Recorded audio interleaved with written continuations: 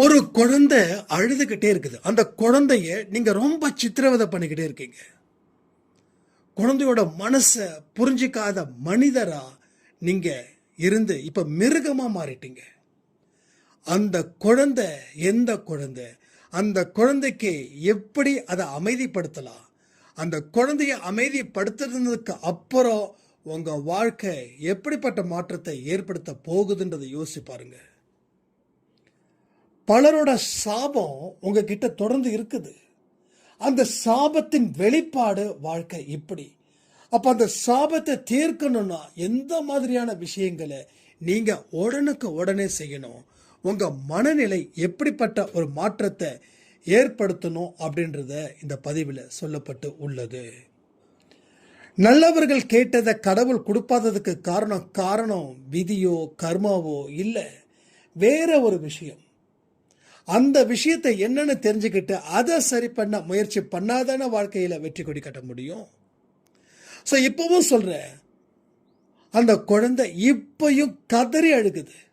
அந்த குழந்தையோட அழுகையை நிறுத்தாம நீங்க எந்த ஒரு விஷயத்தை செஞ்சாலும் அது தோல்வியில தான் முடியும். அப்போ முதலும் கடைசியுமா ஒரே விஷயம்தான், அந்த குழந்தை அழுவுறத நீங்க நிறுத்தணும்னா அது சாதாரணமான விஷயமும் இல்லை. எனக்குள்ள இருக்கக்கூடிய குழந்தை அழுதுச்சு, அந்த குழந்தையோட அழுகையை நான் கொஞ்சம் கொஞ்சமா நிறுத்தியிருக்கேன். அப்ப நிறுத்தவே வாழ்க்கையில ஒரு வளர்ச்சி நமக்கு கிடைக்கும். ஸோ யாரும் நம்மளால அழக்கூடாது. சார் நானும் என்னால் அழக்கூடாது, நீங்களும் உங்களால் அழக்கூடாது. என்ன புரியலையா? 30 நிமிஷம் கேட்டால் தானே புரியும். ஸோ பல சந்தர்ப்பங்கள் நம்ம வாழ்க்கையில் எப்படிப்பட்டதை நம்ம மிஸ் பண்ணிட்டு இன்னைக்கு நிற்கிறோன்றதை புரிஞ்சுக்கோங்க. உங்கள் எதிரிகளை கூட நீங்கள் மன்னிப்பீர்கள் இந்த பதிவின் மூலம். உங்கள் வாழ்க்கையை நீங்கள் மாற்றி அமைத்தால் ஸோ எந்த ஒரு துன்பமும் உங்களை நிச்சயமாக வந்து அண்டவே ஆண்டாது. ஒரு முனிவர் தவம் செய்யும் போது நடந்த ஒரு மிகப்பெரிய ஒரு விஷயத்தையும் இந்த பதிவின் மூலமாக சொல்லியிருக்கோம். அது முனிவர்ன்றது கதை இல்லை, உண்மையை தாண்டி நம்ம எதையும் பேசுறது இல்லை. கதைன்னு சொல்லுவோம், கற்பனையை சொல்லுவோம், ஆனால் உண்மையும் தான் சொல்லுவோம். எதுக்குன்னா அன்பே சாய் குடும்பத்தில் இருக்கிறவங்க அத்தனை பேரும் சாதிக்கணும், சாதனை படைக்கணுன்றதுக்காக. ஸோ இந்த பதிவை கேட்கலாம், நம்மளுடைய வாழ்க்கையை மாற்றலாம். கடவுளுக்கு நன்றிகளை சொல்லி இந்த பதிவுகளை கேளுங்க.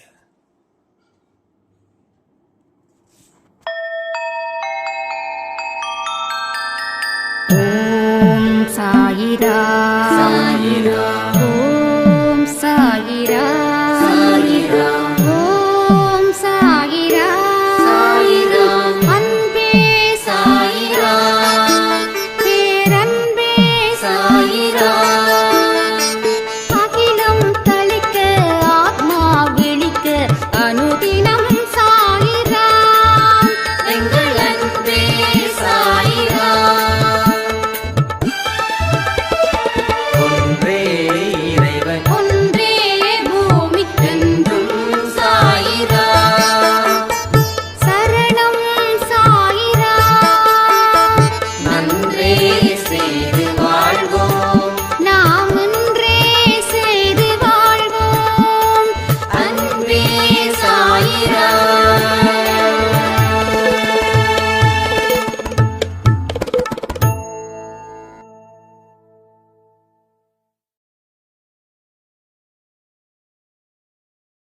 சாயிரா.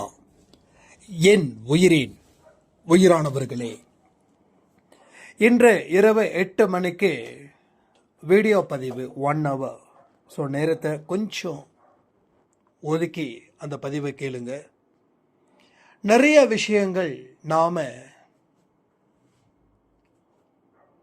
அலட்சியப்படுத்துவதன் நோக்கம் நம்ம வாழ்க்கை அழிக்கப்பட்டது எப்படி அப்படின்றத பற்றியும், ஒரு செருப்பு என்ன பாடத்தை நமக்கு கற்றுக் கொடுக்க போவது அப்படின்றத பற்றியும் அந்த பதிவில் நாம் சொல்லியிருக்கோம். நேற்று இரவு கொடுத்த ஒரு பதிவு, ஒவ்வொரு மனுஷனும் தெரிஞ்சுக்க வேண்டிய மிக முக்கியமான பதிவு அப்படின்னு ஒரு சாய்ராம் சொல்லியிருந்தாங்க. குழப்பங்கள் ஒரு மனுஷனை எந்த அளவுக்கு சித்திரவதைக்கு ஆளாகுது. ஒரு மனுஷனும் அளவுக்கு அதிகமா கத்தணும்னு நினைக்கிற அப்படி வெறி பிடிச்ச அளவில் ஒவ்வொரு மனுஷனோட வாழ்க்கையையும் நம்ம வாழ்ந்துகிட்டு இருக்கோம். கடைசியில வாழ்க்கை அப்படின்றது இவ்வளவு தானா? இதற்காகவா நாம அவ்வளோ வருத்தப்பட்டோம், அவ்வளோ காயப்பட்டோம், இதற்காகவா சண்டை போட்டோம் அப்படின்ற ஒரு லெவல்ல அந்த பதிவு எங்களுக்கு அமைச்சு கொடுத்தது. ஸோ சிறப்பான தொடக்கத்தை நாங்க மிஸ் பண்ணோம், அதனால முடிவே வரல அப்படின்னு அழுத்தம் திருத்தமா ஒரு சாயிரம் சொல்லியிருந்தாங்க. ஸோ சாய்பாவோட குழந்தைங்க வாழ்க்கையில முன்னேறணும் அப்படின்றத தாண்டி பிறருக்கு இவ்வளவு துன்பம் கொடுத்துருக்கோமே அப்படின்னு நினைக்கும் போது வேதனை எனக்கு கொடுக்குதுன்னு இன்னொரு சாயிரம். ஸோ இவங்களுடைய கலவைகளா சேர்ந்த பதிவுகளை, அதுக்கு தகுந்த மாதிரியான பதிவை தான் இந்த பதிவில் நாம பார்க்க போறோம். ஸோ கடைசியா சொன்ன சாயிரம் உண்மையிலே எக்ஸலண்ட். வாழ்க்கையில முன்னேறணும்னு நினைக்காதவனே கிடையாது. யாராவது நினைக்கிறோம் வாழ்க்கையில எல்லாம் முன்னேறக்கூடாது, வாழ்க்கை தோத்துக்கிட்டே இருக்கணும், பலர் என்னை அசிங்கப்படுத்தணும், வேதனைப்படுத்தணும், அதுதான் எனக்கு பிடிக்கும்னு யாருமே சொல்ல மாட்டாங்க. ஆனா அதையும் தாண்டி அவங்க ஒரு விஷயத்த சொல்றாங்க பாருங்க. அன்பேசாய் குடும்பத்துல இருக்கிறவங்களும் சரி, இல்ல கடவுளுக்கு உண்மையா இருக்கிறவங்களும் சரி, பிறருக்கு துன்பத்தை கொடுக்க கூடாதுன்றத நான் இப்போ இந்த பதிவின் மூலமா நான் புரிஞ்சுக்கிட்டேன். அது எக்ஸலண்டான வார்த்தை வேணா சாதாரணமா இருக்கலாம், ஆனா அதை நடைமுறைப்படுத்தப்படும் போது எவ்வளவுக்கு எவ்வளவு ஒரு ஆத்ம திருப்தி ஏற்படுதுன்றதை யோசிச்சு பாருங்க. உடல் திருப்தி, மன திருப்தி, இதை தாண்டி ஆத்ம திருப்தி. நம்ம ரெண்டே வாழ்க்கை தான் வாழ்ந்துட்டு இருக்கோம். ஆனா மூணாவதா ஒரு வாழ்க்கை, கடவுள் கொடுத்த வாழ்க்கை, கடவுள் நமக்கு கொடுத்த அரிதான வாழ்க்கை, ஆத்ம திருப்தி. எந்த ஒரு விஷயத்திலையும் ஒரு ஆத்ம திருப்தி ஏற்பட்டுச்சுன்னா அங்க கடவுளுக்கு எதிர்பார்க்கிறத நீங்க ஃபுல்ஃபில் பண்ணிருக்கீங்கன்னு அர்த்தம். உங்க ஆன்மா சுத்தமானது, புனிதமானது. அதை களங்கப்படுத்துற மாதிரி நாம செய்யக்கூடிய செயல்கள் இருக்குது. ஒரு நல்ல குழந்தைய, நல்ல மனசு படைச்ச ஒரு குழந்தைய நாம வீட்டுக்குள்ள வச்சுக்கிட்டு அந்த குழந்தைக்கு கெடுதல் மேல கெடுதலை செய்யும் போது அந்த குழந்தை மனசை விட்டு துடிக்குது, மனசு கொந்தளிக்குது, மனசுல ஒரு விதமான கஷ்டம் அந்த குழந்தைக்கு. நாம எப்படிப்பட்டவர்களா இருக்கணும்னு நினைக்கிறோமோ அப்படிப்பட்ட வாழ்க்கை இங்க எனக்கு இந்த மனிதர்கள் கொடுக்கலையேன்னு சொல்லி இரவும் பகலும் அந்த குழந்தை கண்ணீர் வடிக்குது, இரவும் பகலும். அப்போ கடவுள் குழந்தையா கொடுத்த ஒரு உயிரை நாம இன்னைக்கு வரைக்கும், உங்க வயசு என்னவோ அந்த வயசு அந்த குழந்தைக்கும், அந்த குழந்தைக்கு உங்க வயசு. ஏன் இதை சொல்றேன்னா, நீங்க படைக்கும் போதே கடவுள், உங்களை படைக்கும் போதே கடவுள் உங்களுக்கு ஒரு குழந்தைய கொடுத்துட்டாரு, அதுதான் ஆன்மா. ஆரம்பத்துல நல்லபடியா வளர்த்த நீங்க வளர வளர வளர வளர உங்களோட புத்தி, உங்க மனசு எதை நோக்கி வளர்ந்துருக்குதோ அதுக்கு தகுந்த மாதிரி குழந்தை ஆனந்தமா இருக்கிறதும், குழந்தை மிக மன உளைச்சலுக்கு ஆளாயிருக்கிறதும். அப்போ குழந்தை சந்தோஷமா இருக்குதுன்னா ஒரு திருப்திகரமா வாழுது. குழந்தை சந்தோஷமா இல்லைன்னா ஒரு மோசமான சூழ்நிலையில வாழ்ந்துகிட்டு இருக்குது. நம்முடைய ஆன்மா இஸ் லைக் அ சைல்ட். அப்போ நாம எப்படி வளர்க்குறோன்றதை நான் சொல்றேன் இல்லையா, நம்ம மனசு எதை தேடி அலையுது, நம்ம மனசு எதெல்லாம் இன்பமா நினைக்குது. பாவத்தை மனசு இன்பமா நினைக்குது. ஆனா அந்த உங்களுக்கு உள்ளுக்குள்ள இருக்கக்கூடிய குழந்தைக்கும் அது நெருப்புல போட்டு குளிக்கிற மாதிரி இருக்குது. நல்லா யோசிச்சு பாருங்க. இன்னைக்கு இருக்கக்கூடிய உலகம் கற்றுக் கொடுக்குற பாடத்தை டீப்பா திங்க் பண்ணி பாருங்க. எது ஒரு மனுஷனுக்கு இன்பத்தை ஏற்படுத்துதுன்னா அவன் செய்யற பாவத்தை பொறுத்து. அவன் பாவத்தை இன்பமா நினைக்கிறான். ஆனா உள்ளுக்குள்ள இருக்கக்கூடிய குழந்தைக்கோ நெருப்புல குளிப்பாற்ற மாதிரி அந்த குழந்தை மோசமா கத்துது, பயங்கரமா கத்துது, வயிற்றெரிச்சலோட கத்துது. என்னைக்குமே நம்ம கண்கள் முன்னாடி இருக்கிறத தான் நாம பார்க்கிறோம். அது சரியா தப்பான்னு நமக்கு தெரியவே இல்லை. தெரியும் போது வயசு முடிஞ்சிடுச்சு. மறுபடியும் அடுத்த ஜென்மத்தில் என்னமோ சாதிக்கிற மாதிரி பிறக்கிறோம். மறுபடியும் அதே சாக்கடைக்குள்ளே விழுந்து விழுந்து விழுந்து முழுகி முழுகி அந்த குழந்தைய கரைப்படுத்திக்கிட்டே இருக்கோம், காயப்படுத்திக்கிட்டே இருக்கோம். மனசுல அந்த வேதனையை அந்த குழந்தை சுமக்குது உங்க செயல்கள் மூலமா. யாருக்கும் தெரியாம தப்பு பண்றோம் அப்படின்னு நாம நினைக்கிறவங்களே ஒரு விஷயம் நினைக்கிறாங்களே, அப்போ கடவுள் உங்களை பார்த்துக்கிட்டு இருக்காரு. கடவுள் உங்களுக்குன்னு ஒரு ஆன்மாவை கொடுத்துருக்காரு. அதுக்கு நாம துரோகம் செய்யலாமா? கட்டின பொண்டாட்டி கணவனுக்கு துரோகம் செஞ்சாலோ, இல்லை கணவன் மனைவிக்கு துரோகம் செய்தாலோ 7 ஜென்மத்துக்கு அந்த பாவம் இருக்குமா? 7 ஜென்மத்துக்கு. யாரு நம்பி உங்க வாழ்க்கையில கரம் பிடிக்கிறாங்களோ அந்த நம்பிக்கைக்கு உரியவர்களா நீங்க இருந்துட்டீங்கன்னா புண்ணியம். ஆனா எதிரா இருந்துச்சுன்னா பாவம். அப்போ இந்த பாவங்கள் செய்யும் போது நாம ஒரு நொடி நினைச்சு பார்க்கணும், இது எப்படிப்பட்டது, இதனுடைய முடிவு எப்படிப்பட்டது. இந்த பாவத்தின் மூலமா செய்யக்கூடிய இன்பம் எனக்கு இன்பமா கடைசி வரைக்கும் நிற்குமா, இல்ல கடும் மன உளைச்சலுக்கு ஆளாகி பித்து பிடிச்ச மாதிரி நான் ரோட்ல திரிவனான்னு யோசிச்சு பார்க்கும்போது ஐயோ வேண்டாம், இந்த வாழ்க்கை வேண்டாம். இந்த வாழ்க்கையில வாழ்ந்தா நிச்சயமா நம்ம ரோட்டில் பைத்தியக்கார மாதிரி தான் சுத்துவோம் அப்படின்ற ஒரு தாட்டு உங்களுக்குள்ள வந்துடுச்சுன்னா உங்களுக்கு ஒழுக்கம் அப்படின்றது ஆட்டோமேட்டிக்கா வரும். முதல்ல என்னுடைய ஒழுக்கம் அப்படிப்பட்டதாக தான் இருந்துச்சு. அதுக்கு அப்புறம் என்னுடைய ஒழுக்கம் வேற வகையில கொண்டு போனேன். இவர் என்னை நம்பி இப்படிப்பட்ட ஒரு ஆசீர்வாதத்தை தொடர்ந்து கொடுத்துக்கிட்டே இருக்காரு. ஆனா அவருக்கு நான் மன ரீதியா காயத்தை ஏற்படுத்தக்கூடாது. நான் தண்டனை அனுபவிக்கல, அது வேற. எந்த மனுஷ தண்டனையை அனுபவிக்கல.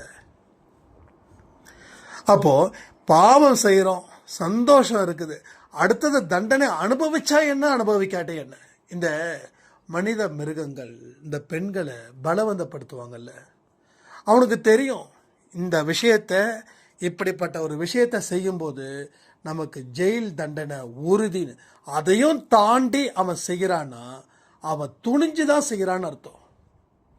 அதையும் தாண்டி அவன் செய்கிறான், அப்போ அவன் துணிஞ்சுதான் செய்கிறான். என்ன பெரிய தண்டனை, இந்த இன்பத்தை விட அந்த தண்டனை எனக்கு ஒன்றும் பெருசு இல்லை அப்படின்னு அந்த பைத்தியக்கார மாதிரி மிருகத்தனமான மனநிலையோட அவன் அந்த தப்பை செய்கிறான்.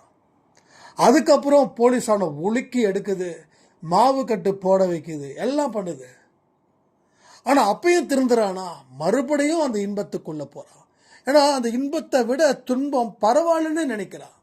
அப்போ அப்படிப்பட்ட ஒரு இடத்த தாண்டி ஒரு விஷயத்தை கடவுள் எப்படி புரிய வைக்கணும், இல்லை நீங்கள் எப்படி புரிஞ்சுக்கிறீங்கன்னு நினைச்சிங்கன்னா, நாம் செய்யக்கூடிய நாம் செய்யக்கூடிய பாவம் கடவுளோட மனசை காயப்படுத்தக்கூடாது அப்படின்னு என்னைக்கு நாம் பரிபூரணமாக உணர்கிறோமோ அன்னைக்கு நம்ம வாழ்க்கையில் பல நல்ல விஷயங்கள் தொடர்ந்து நடக்கும். அது வரைக்கும் நாம் பாவங்களை சிறிய அளவில் பெருகிக்கிட்டே இருப்போம். பெரிய பாவம் தான் அவ செய்யறான், நான் அப்படி செய்யலையே அப்படின்னு நினைக்கிறவங்களுக்கு ஒன்னே ஒன்று, சிறுக சிறுக செய்யக்கூடிய பாவமும் அவன் கணக்கை விட அதிகரிக்குதுன்றதை மறக்காதீங்க. ஒரு மோசமானவர பாவ கணக்கு 100 மதிப்பெண் அப்படின்னா, நான் அந்த அளவுக்கு பாவம் செய்யலையேன்னு சொல்லி 1 மதிப்பெண் தானே எனக்கு இந்த பாவத்துக்கு விழுந்திருக்குது நம்ம நினைக்கிறோம். அவன் ஒரு பாவத்தை, பெரிய பாவத்தை பண்ணிட உட்காந்துட்டான். நீங்கள் நிமிஷத்துக்கு நிமிஷம், ஒவ்வொரு நிமிஷமும் ஒரு மதிப்பெண் வாங்குறீங்க. கடைசியில் அவன் 100 மதிப்பெண்ணில் அந்த பாவத்தை வச்சிருக்கானா, நீங்கள் 1000 மதிப்பெண்ணுக்கு போயிடுவீங்க. அப்பதான் தெரியும் இவ்வளவுமா நம்ம செஞ்சுருக்கோம் அப்படின்னு. ஸோ அப்படிதான் நாம் இந்த பதிவின் மூலமாக இவங்களுடைய அனுபவத்தை நம்ம தெரிஞ்சுக்கிறோம். அப்போ பிறருக்கு துன்பத்தை கொடுக்கக்கூடாது. இப்போ பிறருக்கு துன்பத்தை கொடுக்கறதால உனக்கு அது சந்தோஷம் கிடைக்குது இன்டைரக்டா. ஒன்றும் இல்லை, நீங்கள் மருமகளாக இருக்கீங்க, உங்கள் மாமியாரை ஏதாவது ஒரு விஷயத்தை மூட்டி விட்டு சண்டை போட வச்சு அவங்களோட நிம்மதியை இழக்க வைக்கிறீங்க. பத்தியா, நான் செஞ்சுட்டேன், என்கிட்ட நீ வச்சுக்காத, இப்போ நீ எவ்வளோ கஷ்டப்படுற பாத்தியான்னு ஒரு மருமக நினச்சிட்டாங்கன்னா, அப்போ மாமியார் கஷ்டப்படுறத மருமக ரசிக்கிறாங்கன்னு அர்த்தம். அப்போ இந்த மருமக ஒரு காலத்தில் மாமியாராக மாறும்போது, அப்போ இந்த இடத்துக்கு இன்னொரு பெண் வரும்போது இவங்களுடைய நிலைமை சொல்ல முடியாத அளவுக்கு இப்படிதான். அப்ப பிறர் துன்பப்படும் போது மனிதன் நிம்மதி அடைகிறான், பிறர் துன்பம் அடையும் போது மனுஷன் சந்தோஷம் அடைகிறான், ஒரு பெரும் மூச்சு விடுறான். பா, அவன் வாழ்க்கை முடிஞ்சிடுச்சு, என்கிட்ட வச்சுக்கிட்டானே அவன் வாழ்க்கை முடிஞ்சிடுச்சு. இதுதான் சைக்கோத்தனத்தோட முதல் படி. மனிதர்களா இருக்கிறது தான் பெருமை. மனிதர்கள் மிருகங்களா, மனிதர்கள் அரக்கர்களா மாறிட்டாங்கன்னா இந்த உலகம் அவனை சீக்கிரமா வலையில வீழ்த்தி அவனை காயப்படுத்தி அசிங்கப்படுத்தும். ஒரு கெட்ட சக்தி ஒரு மனுஷனை வழி நடத்துதுன்னா அவன் கேட்டதை ஆரம்பத்தில் எல்லாம் கொடுக்குது, அடுத்தது எதெல்லாம் கொடுத்ததோ அதை அத்தனையும் திருப்பி வாங்குது, மனசாட்சியே இல்லாம. ஆனா கடவுள் அப்படி இல்லை. கடவுள் இவனுக்கு இதை கொடுக்கணுமா யோசிக்கிறாரு, இதை கொடுத்தா அவன் வாழ்க்கையை எப்படிப்பட்டதா மாத்தி அமைப்பான்னு யோசிக்கிறாரு. ஒரு கெட்டவனுக்கு கடவுள் கருணை காட்டுறது இல்லை, ஒரு கெட்டவனுக்கு கடவுள் கருணை காட்டுறது இல்லை. அப்ப கெட்டவனுக்கு கடவுள் கருணை காட்டலன்னா நல்லவனுக்கு கருணை காட்டுறாருன்னு அர்த்தம். அப்ப நல்லவங்களுக்கு ஏன் கெட்டதை கொடுக்கலன்னா அதை கொடுத்தா அவன் கெட்டவனா மாறிடுவான்னு அர்த்தம். இப்போ உங்களுக்கு ஏகப்பட்ட கடன் இருக்குது, நீங்க கடவுள் முன்னாடி போய் நிக்கிறீங்க, கடவுள் முன்னாடி கதறீங்க, கடவுள் மனசை இறக்கப்பட்டு உங்க கஷ்டம் நீங்க ரொம்ப படுறீங்கன்னு சொல்லி உங்களுக்கு 10 லட்சம் ரூபாய் கடன்னா 20 லட்சம் ரூபாய்க்கு ஒரு வழியை காட்டுறாரு. அந்த வழி ரொம்ப எளிமையா இருக்குது. நீங்க என்ன பண்றீங்க, கடவுள் முடிவு பண்ணிட்டாரு இவனுக்கு ஒரே ஒரு தடவை தான் இந்த பிறவியில உதவிகள் கிடைக்கணும், அப்ப இந்த உதவியை நான் இவனுக்கு பண்றேன்னு சொல்லி கடவுள் அந்த உதவியை அவனுக்கு பண்றார். இப்ப என்ன நடக்குது இங்க ஒரு பெரிய விஷயம் அப்படின்னா, இவன் கெஞ்சி கதறி அழுது புரண்டு கடவுள்கிட்ட இருந்து அந்த காசை வாங்கிட்டான், கடனை அடைச்சிட்டான். 1 மாசத்துக்கு 2 மாசத்துக்கு ரிலாக்ஸ்டா இருப்பான். 3வது மாசம் இவன் கொஞ்சம் ஒர்க் பண்ணலான்னு நினைப்பான். கடவுள் நம்மளை காப்பாத்திட்டாரு, கடவுளுக்கு நாம டெடிகேட்டடா விசுவாசமா இருக்கணும், நாம் இனிமேல் உழைக்கணும்னு உழைக்கும் போது போதிய அளவில் இவனுக்கு வருமானம் இல்லை. மறுபடியும் என்ன பண்ணுவானா, அன்னைக்கு நாம் அப்படிப்பட்ட இடத்துல இருந்து கடவுள்கிட்ட கதறணும். 20 லட்சம் கொடுத்தாரு, இனி நமக்கு ஏதாவது ஒரு பிரச்சனைன்னா கடவுள்கிட்ட போய் நிற்போம். இப்போ நம்ம எவ்வளோ கேட்குறோமோ, ஒரு 20 லட்சம் கேட்டால் ஒரு 40 லட்சமாக கொடுப்பாருன்னு அந்த மனநிலைக்கு அவன் தள்ளப்படுவான். அதனால தான் கடவுள் சரியான நேரத்தில் வந்து உதவி செய்வார். அவர் செய்யக்கூடிய உதவி வளர்ச்சியை கொடுக்கும். அவர் கூட நினைக்கிறார், என் குழந்தைய நான் பிச்சைக்காரனாக்க விரும்பல, என் குழந்தைய நான் வந்து அவங்க செய்யக்கூடிய செயல்கள் மூலமா ஆசீர்வதிக்கப்படுவார்கள். நம்ம குழந்தைய நம்ம பிச்சைக்காரத்தனமா நடத்துவோமா?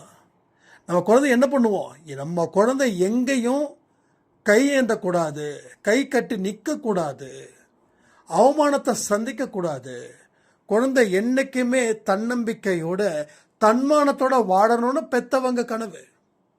அதே கனவு கடவுளுக்கும் இருக்குது. அப்போ ஏன் கேட்டதை கிடைக்கலன்னா, நீ கேட்கும்போது நான் கொடுத்துட்டேன்னா நீ திரும்பவும் பல மடங்கு மோசமானவனா மாறிடுவ. நான் கொடுக்குற உதவி அடுத்தவனுக்கு உபத்திரத்தை கொடுக்கும். நான் அடிக்கடி சொல்லியிருக்கேன், அன்பே சாயில் யாராவது ஒரு காசு கேட்டாங்க அப்படின்னா சாப்பாடு வாங்கி கொடுங்க, இல்லை காசு கொடுங்க அப்படின்னு சொன்னால் நீங்கள் காசை கொடுக்கறதுல தப்பு இல்லை. ஆனால் எங்கே தப்பாகுது தெரியுமா, நீங்கள் கொடுக்குற காசை அவர் 100 ரூபாய்க்கு எங்கேயாவது போயிட்டு சரக்கு வாங்கி குடிச்சிட்டு வீட்டுக்கு போயிட்டு அவங்களுடைய மனைவியையும் அவங்க குழந்தையையும் அடிக்கிற அடி, அந்த குழந்தையும் அந்த மனைவியோட அலறலும் உங்களுக்கு பாவமாக வந்து சேரும். புரியுதா? இப்போ நாம் உதவிகள் செய்யும் போது கூட பார்த்து செய்யணும். அவருக்கு என்ன தேவையோ ஒன்று அதை செய்யணும். இல்லையா, உங்களுக்கு அவர் மேலே குடிக்க மாட்டான நம்பிக்கை இருக்குதா, அதுக்கு பல அனுபவம் வேணும், கடவுளுடைய அனுக்கிரகமும் வேணும். அனுபவம் மட்டும் பத்தாது, கடவுளோட அனுக்கிரகமும் வேணும். என்கிட்ட சில பேர் நான் எதை சாப்பிட்றீங்களா அப்படின்னு கேட்டால் தலையை வேகமாக ஆட்டுவாங்க. அப்போ தலையை வேகமாக ஆட்டும் போதே தெரியுது நல்லா ஃபுல்லாக சாப்பிட்டு தான் வந்திருக்காங்க. பசித்தவனோட முகம், பசிக்காதவனோட முகத்தை பார்த்து கண்டுபிடிக்கலாம். பசிக்குது சாப்பாடு வாங்கி தரேன் அப்படின்னு சொன்னால் அவன் முகத்தை வேகமாக ஆட்டுவான். ஏன்னா பசி கொடுமை. 2 நாள் நம்ம பசியில் இருக்கோம், 2 நாள் சுத்த பசி, 3ஆவது நாள் சாப்பிடுவோமா சாப்பிட மாட்டோமா, 2 வேளை தாண்டாம முடியல, 1 வேளையே தாண்ட முடியல. இன்னும் சில பேருக்கு 2 வேளை சுத்தமாக தாண்ட முடியல. இப்போ 2 நாளும் சான்ஸே இல்லை. ஒரு மாதிரி ஸ்ட்ரெஸ் ஆகும், டிப்ரெஷன் ஆகும், கோபம் கொந்தளிக்கும். அப்போ பசித்தவனோட மனநிலை எப்படி இருக்குன்னா, நாம பசித்தவனா இருந்திருந்தா அந்த கஷ்டம் தெரிஞ்சிருக்கும். அவங்க தலையை ஆட்டுறதை பார்த்து சில பேர் பார்த்தீங்கன்னா, சாப்பாடு சாப்பிட்றீங்களான்னு கேட்டால் அதே இல்லைங்க இதை காசு கொடுங்களேன் அப்படின்னு. அந்த கேட்கும் போதே தெரியும் அந்த காசு இவனுக்கு ஒரு தப்பான வழிக்கு கொண்டு போவதுக்கு தான் அவன் காசு கேட்குறான் அப்படின்னு. ஒன்றும் இல்லை, நம்ம சொன்னிருந்தோம், என்னோட பர்த்டே அன்னைக்கு ஐ திங்க் ஒரு 2 வருஷத்துக்கு முன்னாடி இல்லை 3 வருஷத்துக்கு முன்னாடி சாப்பாடு எல்லாத்துக்கும் கொடுங்க ப்ளீஸ் அப்படின்னு நான் கேட்டிருந்தேன். என்ன நிறைய பேர் என்னோட அட்ரஸ் கேட்டாங்க, நீங்கள் அட்ரஸ் கொடுங்க நாங்கள் கிஃப்ட்டு அனுப்புகிறோம் அப்படின்னு. எனக்கு அது உடன்பாடு இல்லை. அப்போ நான் என்ன சொன்னேன், எனக்கு நீங்கள் கிஃப்ட் கொடுக்கறதுக்கு பதிலாக ஒரு 100 ரூபாய்க்கு யாருக்காவது சாப்பாடை வாங்கி கொடுத்துருங்க, அது எனக்கு சந்தோஷத்தை கொடுக்கும் அப்படின்னு சொல்லும்போது நம்ம அன்பே சாய் குடும்பத்தில் இருக்கிறவங்க நிறைய பேர் செஞ்சாங்க. ரொம்ப சந்தோஷமாக இருந்தது. அப்போ நானும் ஒரு 20 பேருக்கு சாப்பாடு வாங்கிட்டு போகலான்னு சொல்லி போனால் ஒருத்தர் காவி வேஷ்டி கட்டிட்டு காவி ஷர்ட் போட்டுக்கிட்டு தடபுடலாம் நடந்து வந்தார். சரி ஐயாவுக்கு கொடுக்கலாம் அப்படின்னு சொல்லி கொடுத்தா அவர் போட்டிருக்கிறது தான் காவி வேஷ்டி காவி சட்டை. ஆனால் அவர் கேட்டது காசு. காசு கொடுங்க தம்பி, காசு தான் தம்பி தேவை, சாப்பாடு எதுக்குன்னாரு. பார்த்தா லைட்டாக கண்ணெல்லாம் செவந்திருந்தது காலையில் 10 மணிக்கு. அப்போ தான் நினச்சேன், ஓகே அண்ணன் வேற லெவலில் இருக்காரு, லெவலை பூஸ்ட்டு குறைய பூஸ்ட்டை ஏற்றணும்னு நினைக்கிறாரு, வண்டியை ஓட்டுங்க சார் அப்படின்னு விஷ்ணுக்கிட்ட. என்ன ஆச்சுன்னா இப்படியும் நடக்கும். நாம் நினைக்கிறோம், ஆஹா வந்துட்டாரே சாயப்பாவே வந்துட்டாரே காவி வேஷ்டி காவி சட்டையை போட்டுக்கிட்டுன்னு. அப்போது அந்த உணர்வு நிலை நம்ம என்றைக்குமே இருக்கணும். என்றைக்குமே நாம் சரியானவனை தப்பானவனும் தப்பானவனை சரியானவனும் கணிக்கவே கூடாது. அது ரொம்ப ரொம்ப பாவத்தை கொடுக்கறது. அப்போ கடவுள் என்ன நினைக்கிறாருன்னா, உங்களுக்கு உதவிகள் செய்வதற்கு நான் தயாராக இருக்கேன், ஆனால் நீ மற்றவனுக்கு என்னைக்கு உபத்திரத்தை கொடுக்கறத நிறுத்துறியோ அன்னைக்கு செய்கிற. இது பாயிண்ட் நம்பர் 1. பாயிண்ட் நம்பர் 2, என்னைக்கு நீ வாழ்க்கையை பற்றி புரிஞ்சுக்கிறியோ அன்னைக்கு உனக்கு உதவிகள் கிடைக்கிற. பாயிண்ட் நம்பர் 3, என்னைக்கு நீ உழைக்கிறதுக்கு தடையில்லாத ஒரு மனுஷனா உன் மனசை வச்சிருக்கியோ அன்னைக்கு நீ கேட்ட அத்தனையும் நான் கொடுக்குறேன். நான் கொடுக்காம எங்கே தான் போகிறேன், இங்கே தான் இருக்கேன். எல்லா ஜென்மத்திலையும் உன்னை பார்த்துட்டு தான் இருக்கேன். நீ தான் என்னை பார்க்கலையே தவிர நான் உன்னை பார்த்துட்டு இருக்கேன். என்னைக்கு நீ உன்னுடைய தவறுகளை திருத்திக்கிட்டு இனி வாழ முடியும்னு சொல்லி நான் நம்புறேனோ அன்னைக்கு நீ கேட்டதை நான் கொடுக்குறேன். அப்படி நீ கேட்டதை கொடுக்கலன்னா நீ என்னை என்ன வேணாலும் கேளு, இல்லை யார்கிட்ட வேணாலும் சொல்லு அப்படின்னு சொல்லுவார். உண்மையிலே சொல்கிறேன், என் லைஃப்பில் நடந்த நிறைய விஷயங்கள் இன்னைக்கு இப்படிப்பட்ட ஒரு வாழ்க்கையை கொடுத்துருக்குதுன்னா அது கண்டிப்பாக கடவுளோட ஆசீர்வாதம் இல்லாமல் எதுவுமே இங்கே இல்லை. ஏன்னா இதை அனுபவிக்கிற, இதன் மூலமாக பல விஷயத்தை நான் உணர்கிறேன். ஸோ இப்படிப்பட்ட பல அனுபவத்தை கொடுத்ததால தான் மற்றவங்களோட உண்மையான கஷ்டத்தை நான் புரிஞ்சுக்கிறேன். போலியாக சில விஷயத்த சொன்னாங்கன்னா என்னால் ஈஸியாக புரிஞ்சுக்க முடியுது. அது உண்மையாக சில விஷயத்த சொல்லும்போது அது 100% என் மனசுக்குள்ளே படுது. இது வரைக்கும் சரி 100% என்னோட கணிப்பு சரியாக இருந்திருக்குதுன்னா அதுக்கு காரணம் கடவுள் எனக்கு கொடுத்த வழியும் அதன் மூலமாக கிடைச்ச வாழ்வும். அப்போ அனுபவிச்சவனுக்கு தான் அடுத்தவன் கஷ்டம் தெரியும். பசி இல்லாமல் நான் இருந்திருக்கேன், வண்டி இல்லாமல் நடந்திருக்கேன், அவமானப்பட்டும் அங்கே நின்று இருக்கேன், எந்த இடத்துல பேசுகிறோமோ அங்கே பேசினேன், பேசும்போது எனக்கு எதுவும் கடவுள் கொடுக்கல.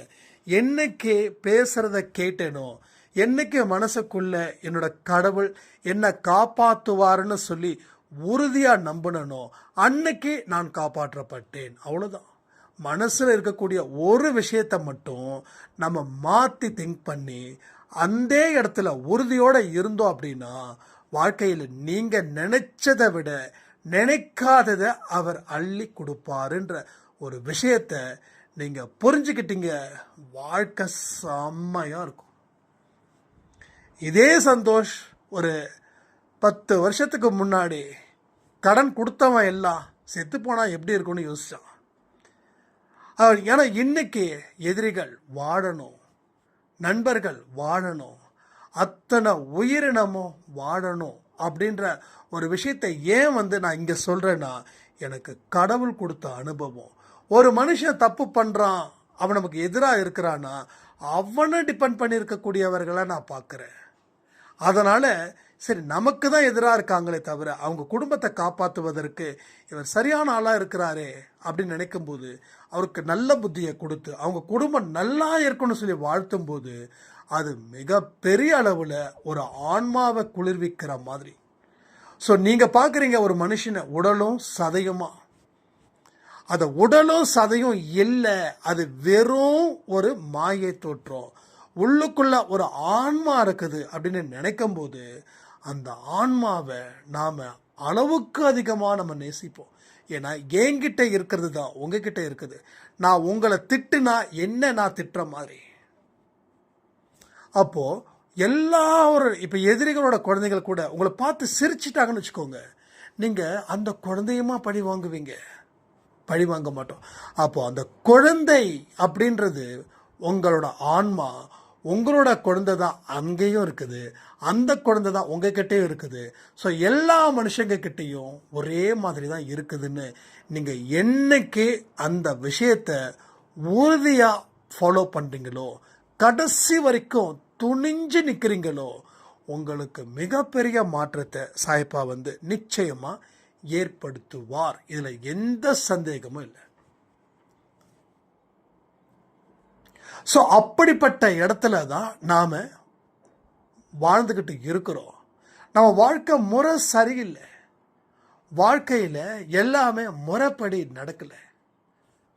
இயற்கை நமக்கு துன்பத்தை கொடுக்குது, மனிதர்கள் நமக்கு துன்பத்தை கொடுக்குறாங்க, விலங்குகள் சக ஜீவ உயிரினங்கள் சிலதும் நமக்கு துன்பத்தை கொடுக்குதுன்னா நமக்கு சுத்தமாக நாம் சரியில்லைன்றதுக்காக தான் அத்தனையும் நமக்கு துன்பத்தை கொடுத்துக்கிட்டே இருக்குது. நாம் சரி இருந்தோன்னா நாம் உட்காந்துட்டு இருந்தால் கூட அந்த பாம்பு கூட என்ன பண்ணும், மேலே ஏறி இந்த பக்கம் கிராஸ் பண்ணும். நான் அந்த கதை ஏற்கனவே சொல்லியிருக்கேன், இது நிஜமாக நடந்தது. ஒரு முனிவர் தவம் பண்ணிட்டு இருந்திருக்காங்க. அப்போ சிஷியர்கள் இது ஒரு பயோகிராஃபியில் நான் படித்தது, அது ஒரு வார்த்தை மட்டும் நான் கேட்டது, எதையுமே நான் உறுதிப்படுத்தாமல் சொல்ல மாட்டேன். இது கதைன்னு சொல்லுவேன். இது நேரடியாக நடந்தது. ஒரு பாம்பு, ஒரு பெரிய பாம்பு, கிட்டத்தட்ட பல அடி நீளம் கொண்ட ஒரு பாம்பு. அப்போ அந்த முனிவர் தவம் பண்ணிட்டு இருக்காரு, அவங்களே பண்ண சொல்கிறாங்க. திடீர்னு ஏதோ சவுண்டு என்னமோ கேட்டிருக்குது. முனிவர் தவம் பண்ணாரா இல்லை பிரசங்கம் பண்ணாரான்னு தெரியல, சரியா எனக்கு தெரியல. பிரசங்கம் பண்ணார். ரைட், பிரசங்கம் பண்ணார். பிரசங்கம் பண்ணிட்டு இருக்கும்போது பாம்பு வருது. ஏன்னா தவம் பண்ணிட்டு இருக்கும்போது எல்லாரும் கண்களை மூடி தான் இருப்பாங்க. நான் தான் தப்பாக சொல்லிட்டேன். ஸோ ஏதோ பிரசங்கம் பண்ணிட்டு இருக்காரு.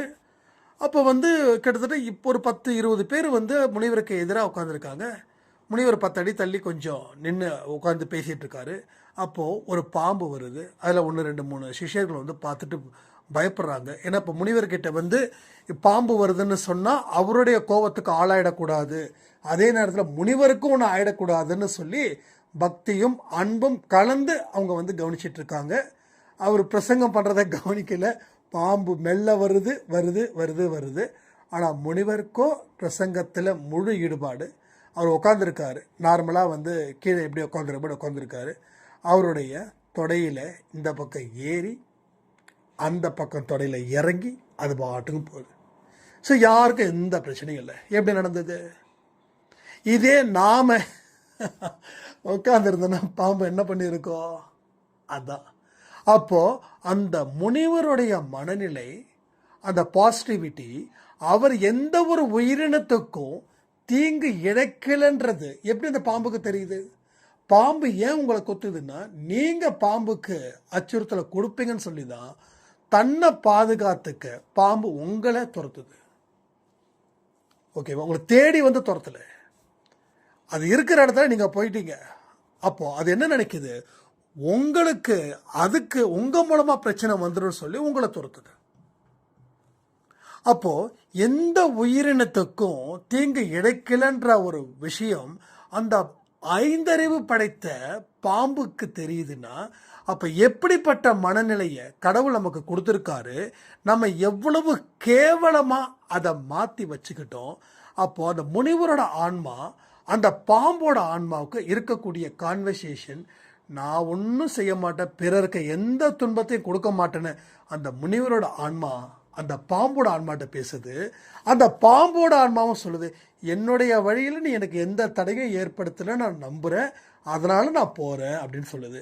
அப்போ அந்த முனிவர் ஐயோ பாம்பு அப்படின்னு சொல்லி அது எங்கே என்னை கடிச்சிருமோ சொல்லி பாம்பை அடிக்க ஆரம்பிச்சா பாம்பு இவரை போட்டு தள்ளிடும். ஆனால் அப்படிப்பட்ட சம்பவம் அங்கே நடக்கலை. உடனே நீங்கள் நேராக போய் காட்டுக்குள்ளே போயிட்டு எக்ஸ்பிரிமெண்ட் பண்ணிடக்கூடாது. ஏன்னா நம்ம மனசில் நம்ம ஆன்மாவில் 1000 அழுக்குகள் படிஞ்சிருக்கு. 1000 அழுக்குகள். இப்போ எப்படி உடலுக்குள்ள நோய்கள் படிஞ்சிருக்கு, உடலுக்கு வெளியில் படியல, உடலுக்கு உள்ள நோய்கள், ஹார்ட் அட்டாக்ன்றாங்க, பிபின்றாங்க, சுகருன்றாங்க, கிட்னின்றாங்க, ஃபேட்டி லிவர் சொல்கிறாங்க, எல்லாமே. அப்போ ஏதோ ஒரு இடத்துல உடம்புல நோய்கள் படிஞ்சிருக்குது, அதனுடைய வெளிப்பாடு. அப்போ அதே போல் நம்ம ஆன்மா கிட்டையும் பல பல பல பதிவுகள், அவ்வளவு ஒரு மோசமான ஒரு விஷயத்தை அது கொடுத்துருக்குது. அதன் மூலமாக தான் நாம் பல விஷயத்தை இங்கே தொடர்ந்து இழந்துக்கிட்டே இருக்கோம். இதை எல்லாமே சரி பண்ணுவதற்கு உண்டான நேரமும் காலமும் இங்கே அதிகமாக இருக்குது. அதனால் இதை பயன்படுத்திக்கிட்ட வாழ்க்கையில் வாடணும்னு சொல்லி இந்த பதிவை முடிக்கிற. இன்று இரவு 8 மணி நேரம் முழு நேர வீடியோ பதிவில் நம்ம மீட் பண்ணலான்னு சொல்லி, எல்லா விஷயத்தையும் நீங்கள் தெளிவாக செய்யும்போது உங்கள் வாழ்க்கையில் ஏற்படக்கூடிய விஷயம் என்ன தெரியுமா? வெற்றி நிச்சயம். இது சாயின் சத்தியம். அந்த மனநிலையில் இருங்க. எல்லாமே உங்களுக்கு நல்லபடியாக நடக்கணும்னு இந்த பதிவை நான் முடிக்கிறேன். ஜெய் சாய்ராம்.